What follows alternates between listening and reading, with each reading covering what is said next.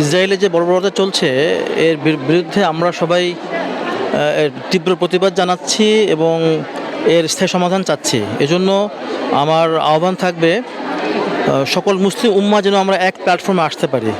হ্যাঁ, এজন্য আমাদের উচিত হচ্ছে প্রথম সকল মুসলমানকে এ ব্যাপারে সচেতন করা এবং সবার জন্য আমাদের এক মুসলমান আক্রান্ত হওয়া মানে আমি আক্রান্ত হওয়া। মুসলমান বড় কথা না, একটা মানুষ হিসেবে অন্তত আমাদের তাদের পাশে দাঁড়ানো দরকার। আমি এটাই বলবো এবং সবাইকে বলবো, সবাই আমি দোয়া করি, কান্নাকাটি করি যেন আল্লাহ পাক আমাদের সাহায্য করেন। এটা আসলে আয়োজন হচ্ছে যেহেতু সকল শিক্ষার্থীরা একমত হয়েছে, তো আমরাও তাদের পাশে আছি, এই জন্য মূলত এখানে আসা আমাদের।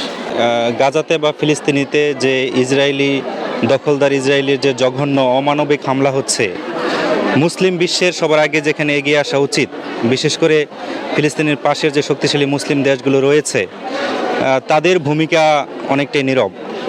তার তুলনায় হচ্ছে দক্ষিণ এশিয়ার যে মুসলিম দেশগুলো রয়েছে তাদের ভূমিকাই বেশ ভালো, তারা সরব রয়েছে।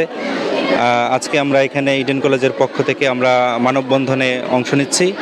একই সাথে দক্ষিণ এশিয়ার অনেক মুসলিম যেটার সোশ্যাল মিডিয়াতে যেরকম প্রতিবাদ জানাচ্ছে, আমার মনে হয় মুসলিম বিশ্বের ওইভাবে এগিয়ে আসা উচিত যেগুলো ফিলিস্তিনের পাশে রয়েছে।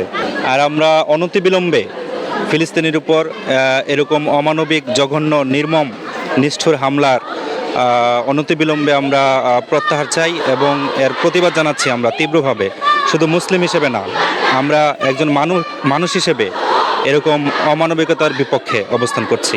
ইউএফটিসিএল এর সাথে ইনভেস্টমেন্ট এখন আরো ইজি। আমাদের নিজস্ব ট্রেডিং অ্যাপ ইউএফটি ফার্স্টে পাচ্ছেন শেয়ার বাজারের সম্পূর্ণ সমাধান, এনলিস্টেড কোম্পানির অ্যানালাইসিস থেকে শুরু করে রিয়েল টাইম আপডেট, সবকিছুই এখন এক প্ল্যাটফর্মে।